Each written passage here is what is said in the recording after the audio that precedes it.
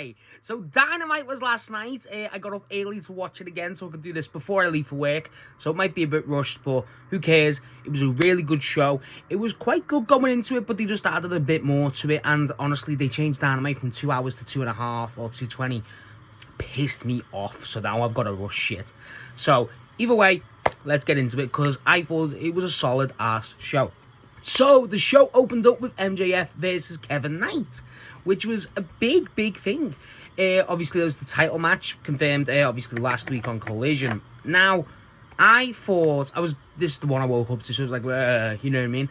I thought it was really good. Kevin Knight looked solid. Kevin Knight, Max makes anyone look great. That's a trait he doesn't get enough credit for. I think Max really helps people showcase, oh God, he's really good, and that's why Max doesn't get the credit. I think he done the exact same for Kevin Knight here. I thought Kevin looked really good from what I can recall. And honestly, it's like, I'm just happy to see Kevin. He looked really good. He obviously got a lot more in, the high fly and the spots, really, that like the basic Kevin Knight stuff. And then, I say basic Kevin Knight stuff, it's incredible. He got the coast to coast in there. That's all I give a shit for. I love the coast to coast. The UFO, the splashes, just the athleticism of Kevin Knight just needs to be studied because it's insane. And then, furthermore, what happens after that, really, is the ending of the match is MJF has basically the match lost, essentially. But he attacks Rickenhawks, I think it was, or Bryce. It was Rickenhawks or Bryce, the ref. And he eventually gets the Heat Seeker on Kevin and basically sneaks the win. How you expect the match to go? It was good, though. It was a good match. No, obviously, no real interferences. There was no weapons or nothing. But, yeah, Max does get the win over Kevin Knight. But Kevin Knight looked good. That's what I mean. I hope people can realise how good Kevin Knight is as a singles guy. Because the guy's so fucking good. He really is. So, after the match, Hangman comes out. And he's staring at him. And, he's about to attack Kevin Knight, after the match, jump him, essentially. And Hangman comes out and Max gets distracted, starts staring, screaming at Hangman. And then then Speedball attacks Max, scaring Max off. And that's it, essentially saving Kevin. I enjoyed the match. I think it was a good opener. I was happy that it opened, to be honest. I think it made more sense to open, obviously, how the show progressed. But I was happy that it opened anyway, because I thought, oh God, that means, okay, Tekla's going to main event. Yeah, so that was that, really. I thought it was a great opening match. Obviously, solid, more defense. At least it's a defense on AEW, not an indie. But overall, solid. I enjoyed it. Kevin looked good. That's the main thing.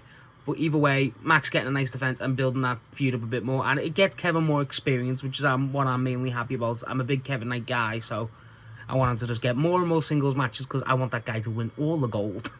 So after this, we actually got Darby Allin and Orange Cassidy versus Gabe Kidd and Clark Connors. I weren't excited for this match going into it, and it didn't really draw me in watching it, frankly, my hair. But then, frankly, the match wasn't bad. I'm never going to say the match is bad. Darby gets taken out. It was the spot with Clark and Cassidy through the table. That was great early on. That basically, I thought that was going to eliminate Cassidy from the match, but it doesn't. He does get involved, obviously. Darby gets, obviously, a lot of the pain. Him and Gabe getting thrown about. Gabe and Connors do win, however, which was, a good surprise. Who cares? Doesn't matter who won that match, really. But then, after that is the big deal. We got David Finlay comes in to help attack Darby and Orange Cassidy. Now, the big interesting thing for me going into it was when they come out, it was just Clark and Gabe were just labelled as the dogs. So it's like, are they signed? I know Connors is, but is Gabe signed? And now, obviously, with Finlay, is Finlay signed? We don't know. Finlay looked great. Finlay looked really cool in terms of, like, the swagger. He looked really cool. I've watched only 1 or 2 matches of David Finlay, so I couldn't really say. But, it seems popular, so there must be a reason. But honestly, the match was fine. There's not much to say. It was just another one of these matches building. The main thing is David Finlay's involved now, so they're probably going to do a trios match. Which, who else are they gonna? Who are they gonna pick? You know what I mean? Darby, Briscoe's. I don't know where Briscoe is, so that's wild. But either way, honestly, it's cool to get Finlay. It didn't really get enough attention. I think it could have got a lot more attention. Because I think David Finlay's future's been up. Obviously, I've seen him at the New Japan event. He just drops the mic, so it's like, okay, there's something going on. And AEW, Yota Tsuji's going to be pissed. But either way, I think that this Gabe and Darby thing just needs to die. But getting Finlay and again Clark Connors, I don't know how many times I've got to say it, is good. So there's benefits to it. But as a match, it was fine. It's never good. They're good wrestlers, do you know what I mean? It's just it's not for me. It's this story. This isn't working. But I want to see how this develops with David Finlay. I think that's the most interesting thing about this now, is where's David Finlay going to fit in? What are we going to do with the guy? So, and if he is signed. So, let's see how this goes. So, after this is where I get into it. We got Bandido and Andrade backstage, where, if you didn't see it on Twitter, Andrade and Bandido go back and forth. And Andrade says, bring your grandmother so I can take the selfie spot with her. I'm like, fucking hell. So then Andrade and Bandido are backstage. And Bandido basically says it's a dream match for him to go up against Bandido, to go against Andrade. He grew up watching his matches and stuff. Andrade basically goes, Bandido, I've heard you're one of the best luchadors around. But, your family, let me take it. And he says, do you want a selfie? That's what he says, you want a selfie, hombre? Just to take a selfie with him. I don't know why that tickled me. But this match is easily the highlight match going into fucking Revolution. 100%. So, either way, this shit's gonna fuck. Bandido, Andrade, getting any time. I don't give a fuck. I would have liked it to be in a ring, but the fact that they got a promo told, they know this is a money match. So, yes, I cannot wait for this shit. So, after this, we actually got the AEW debut on TV of The Inspiration going up against the Brawling Birds. I'd never seen The Inspiration before going into this, so I thought, okay, The Inspiration are going to be a decent tag team, we're going to have a proper match. No, they got squashed. But I thought they were entertaining. They come out and they got the music, and then they're doing a little dance, doing a little groove. And then they go, no, we're not done. So they replayed the Jey Uso thing, but the Brawling Birds just attack them and basically get match isn't too long. I think it's like 2 minutes. The Inspiration get nothing in. That was great. I thought that was really funny. It wasn't even like, I don't think that's surprising. Again, I've never seen The Inspiration, so I didn't know. But I thought they were like a proper tag team. No, it's just a gag. So I thought that's great. That really surprised me. The Brawling Birds, again, it was too short to really give it an opinion. There was a lot of short to it, like this Dynamite card. But I like Jamie Hayter's finishing this, obviously. Windsor doesn't have a lot to do. It's just another one of them. I think we need to start giving them an actual match now. That's what I think with the Brawling Birds. I thought that's what this was going to be. It felt like a natural progression to an actual match. This one, I feel like we need the actual match for the Brawling Birds. So hopefully that comes next.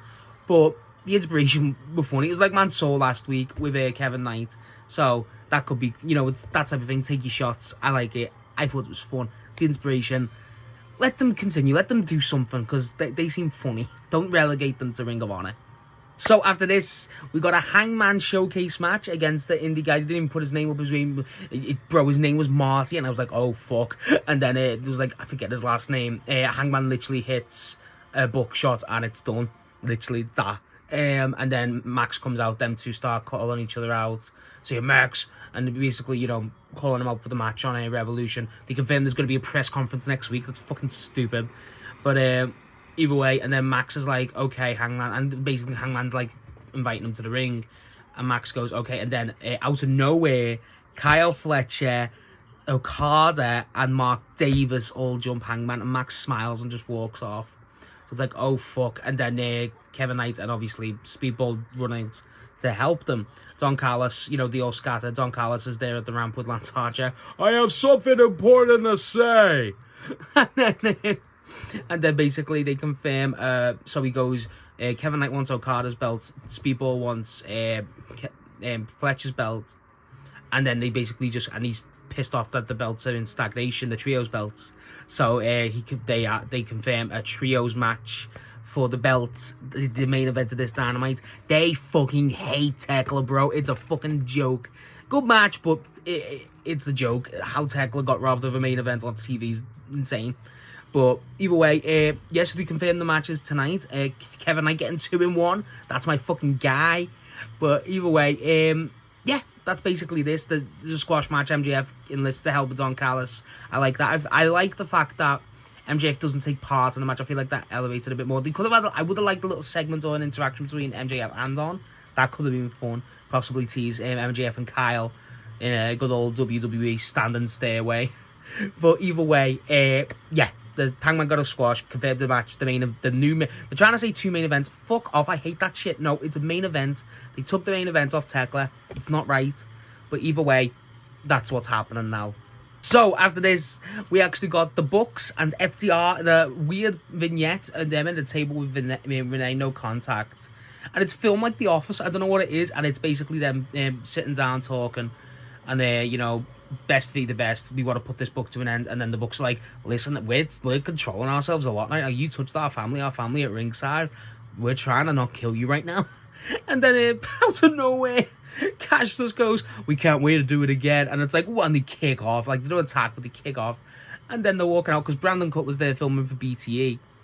And then he goes, hey, we had a non-contact, but not with Brandon. And then he hit Brandon. And it's like, but it's the way Dax, Dax fucking just does it. It's so fucking stupid. I like the way it filmed. I just think FTR is funny as hell. The Bucks are good, but I miss them as heels a bit now. But obviously I'm happy the faces still. But either way, fun segment. Not really much to it. It was just, ooh, I hate you for touching our family. And, basically the Bucks going, they're going to be there to celebrate when we win at a Revolution.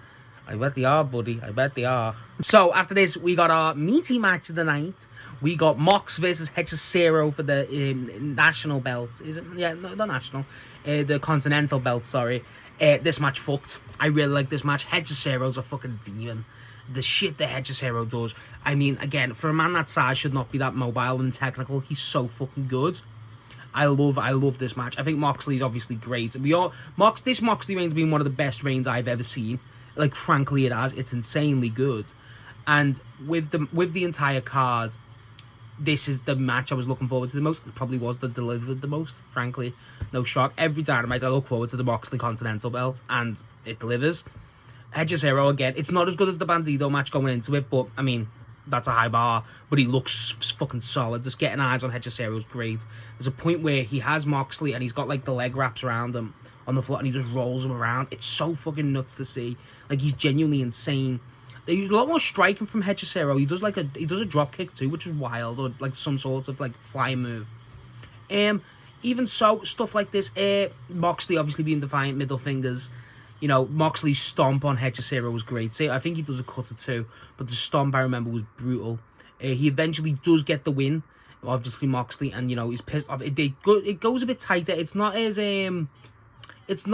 high action compared to like the Josh Alexander match, for instance.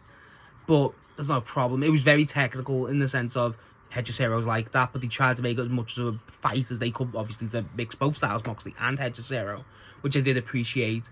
Obviously, Hechicero does that head twist move that Zack Sabre Jr. and Pac and that do. I love that move, so I'm never going to complain. I thought he was going to do the Bryan one where he like puts the arm like that and stomps on it. I thought he was going to do that, and he never. Oh, so close to greatness.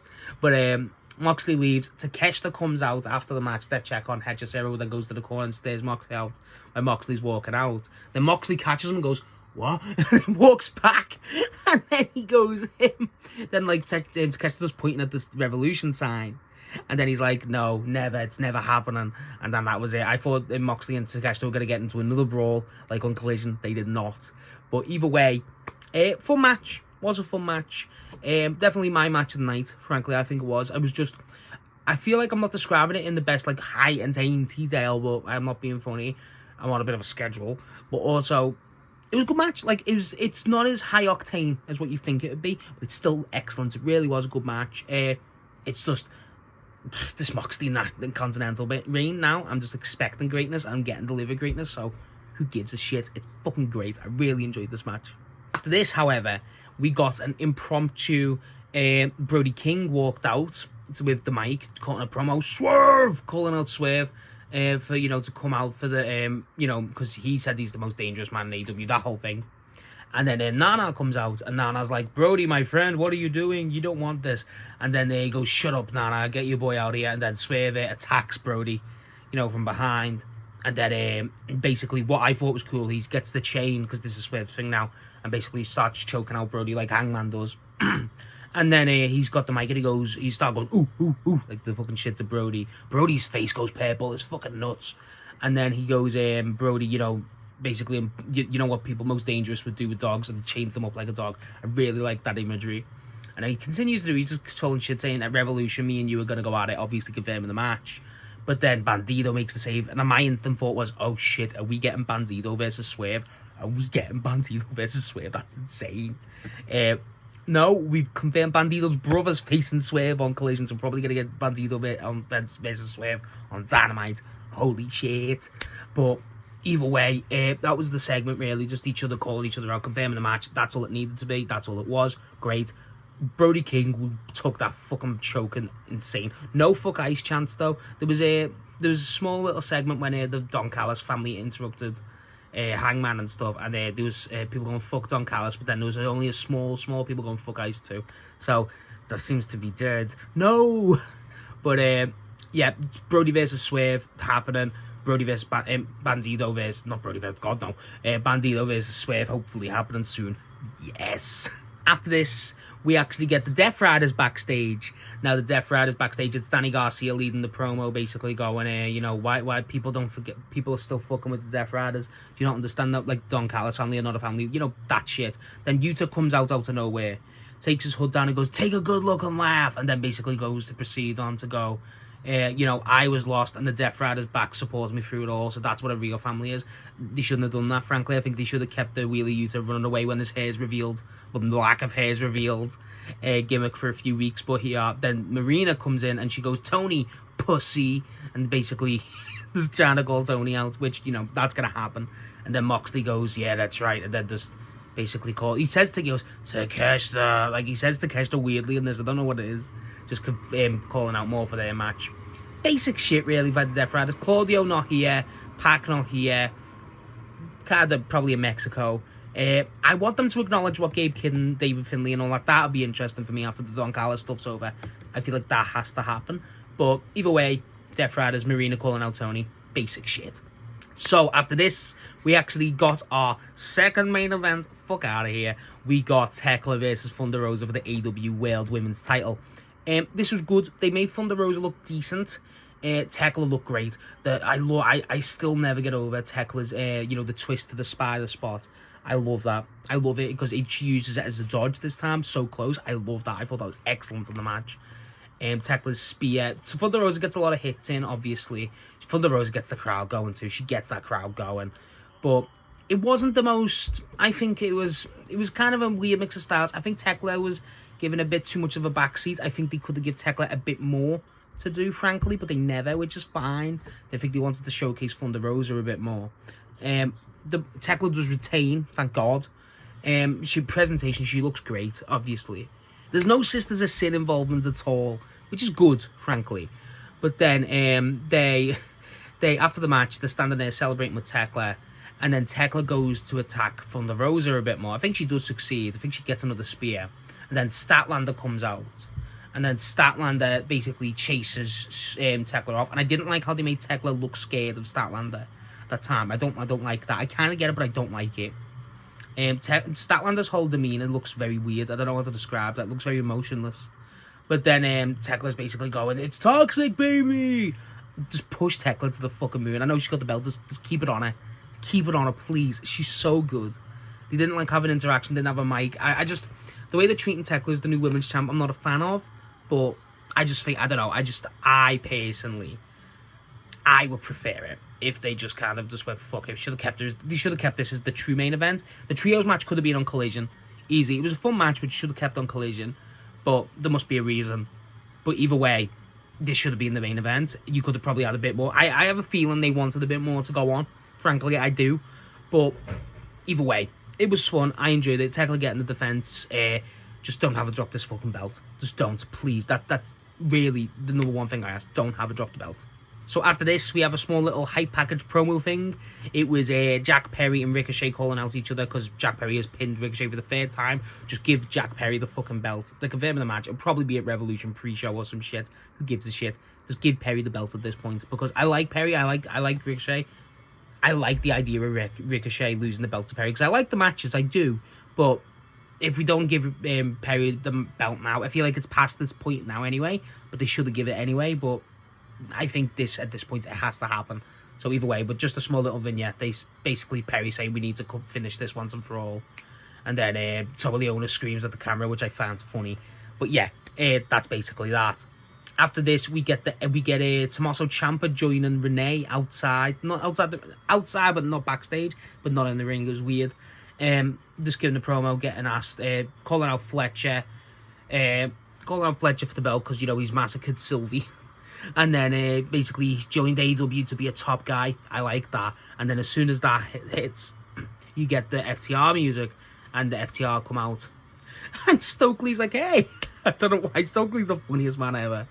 And then after this, what I do like is, during this, they talk, and they go an old friend. They give Tommaso a hug, and he invites, when he said top guys, he invites Tommaso Ciampa to basically join FTR and take over the company. And he goes, good friends, because I remember hating your guts then, and I hate them now. And then Stokely's like, hey, and then like they're trying to discuss, and he goes, points at Stokely, goes, hey, the grown-ups are talking. And then Cash just goes, hey, he's in a wheelchair. I don't know why, that's hilarious to me. But then continuing that, they start getting Dax basically goes, you can talk like anything to me, but not to Big Stoke. And then they have not a bit of a scuffle, but they push each other. And then Dax basically goes to him, look, I'm not mad at you. I'll see you at Collision. So probably going to get Ciampa versus Dax at Collision as singles. It's always weird seeing Dax as singles. He does mention Briscoe Ciampa at the start. He basically goes, if I have to team up with Briscoe, if I have to go at 1v1 versus Briscoe again, I will. I definitely want them to do that. I just want to know where the hell Mark Briscoe is. I just don't know where he is. I hope he's okay.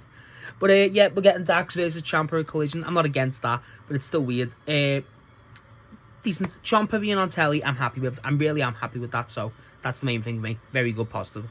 So after this, we actually got Toni Storm checking on Orange Cassidy backstage. Cassidy's obviously fucked, and basically she's going, "What's wrong?" And he says, "Oh, they just want to fight. We'll fight them for the rest of the time." Basic Cassidy shit. And but then Toni basically goes, "Oh God," and then does the whole Toni. I forget what exactly she said, but then she calls out Marina Shafir. And then she goes, get away, he needs, you slapped hard, he needs rest. So that was that. Not really much to note to that, just Toni checking on Cassidy, that's still a thing. Yeah, fine. So, our actual main event, not two main events, fuck that shit, was the Don Callis family of Fletcher, Okada, and Davis versus Horsecock, Hangman, Jet Speed, which is Speedball, and Kevin Knight. The match is trios, matches are hard to break down. Speedball looks like a fucking menace in this. I love how Speedball looked. So good. Looked excellent. And Hangman, everyone looked excellent in this match. It was very nice to see Okada. It feels like a very non-Okada match, but he was excellent. The main thing for me is, I love how they set up. The best part of the match, it was Speedball and Fletcher, and they're definitely going to do that again. They confirmed that for next week on Dynamite, actually, so they actually are doing it again. But either way, it's great. It's a great match. It's interesting. The main thing is the finish, but like the spots in the match, Hangman takes everyone out on his own. Kevin Knight gets a lot of the meat of abuse. Fletcher does a lot of the stuff for Don Callis. So it's great. It's a good match. So the main thing to talk about is the finish. So Don Callis family get basically the upper hand. Hangman's about to save, and then Max pulls him back. It's costing Hangman, and actually costing the Don Callis family, the Jet Speed, and Hangman the belts. So the belts are changed to the Don Callis family.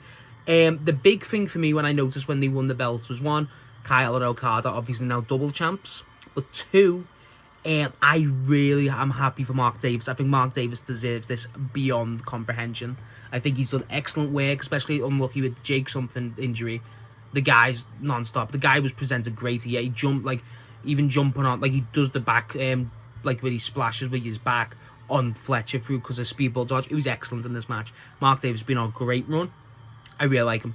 I really like Mark Davis, and he's nothing but deserved to have a belt. I think this is a reward for Mark Davis, frankly. It feels like that. And definitely, Hangman looks livid after it. Obviously, he's pissed at Max. Max is nowhere to be seen. He's gone. They don't even, run after him straight away. But they're definitely building that more. I'm kind of glad the belts are off Jet Set Rodeo, so that's kind of good. But I don't think the Don Callis family are going to hold on to them longer. I would have had to catch the run out at the end, actually. You're winning belts with Okada, because they haven't even acknowledged this between those two yet. So, but either way, yeah, the belts changed over, and frankly, it's for Mark Davis, and the guy deserves it. Very happy for Mark. So yeah, that's Dynamite this week. I thought it was solid. It was definitely a bit stop-starty. I feel like it really wasn't as, there was barely any promos at the start. And in the end, they had a bit too much. They added an extra 20 minutes for the trios match. Again, Tekla should have been evented. The Moxley versus Hechicero was match of the night. The belt changing on the trios was good. David Finlay having a debut. I mean, it feels like they kind of overcrowded some things. I'm sure it wasn't paced right, in my opinion, in terms of the structure, which is very rare a complaint for AEW because they normally pace things excellently. But yeah, I feel like David Finlay could have had his debut a bit, be a bigger deal. Tekla should have main evented. Small things, but I'm being a nitpicker. It was a great show. The matches were good. The trios match was great. Speedball and Fletcher, and Davis, everyone in the match, but them two specifically look excellent. Mox vs Hechicero, I really liked. Ciampa getting a funny promo with, obviously, FTR. Stuff like this. And, frankly, it's a good developmental episode in terms of it pushes a lot of stories forward and stuff. Obviously, Tekla finally beats Thunder Rosa. Max costs Hangman the belt. David Finlay obviously debuts. Stuff like this. That's what it felt like for this Dynamite. In a good way. So it's not awful. It's not a bad Dynamite. It was just, there was some flaws. And it's not a perfect Dynamite. But, nothing's ever perfect. But I did enjoy it a lot. I think the matches were great, were the main thing. I might not sound as enthusiastic because I am tired. I've been up since 4 o'clock to watch this shit. And, yeah, frankly, I enjoyed it. It was good. And honestly, the main complaint is Tekla should have main evented. I'm going to have to make a video on Tekla eventually because I'm not a fan of how it's been handled. But either way, the show was good. Don't let my tone sound discouraging. It was an excellent Dynamite. Definitely worth your time, as it always is. So yeah, that's my thoughts on Dynamite this week. Solid show, bit of issues, but that's me being nitpicky. Yeah, good matches. Mox vs Hechicero was match of the night. I think I've said that, but want to reiterate. Kevin Knight got a lot of showing, stuff like this. But yeah, good show. Definitely not the best Dynamite of the year, but not the worst. So that's the main thing. What did you think of the show? What are your highlights? And what do you think about David Finlay debuting? Because I liked it. I think that's an interesting topic to kind of use a bit more often. So more often for a week or two. So I'm wondering what they're going to do with him. So what's your thoughts on that?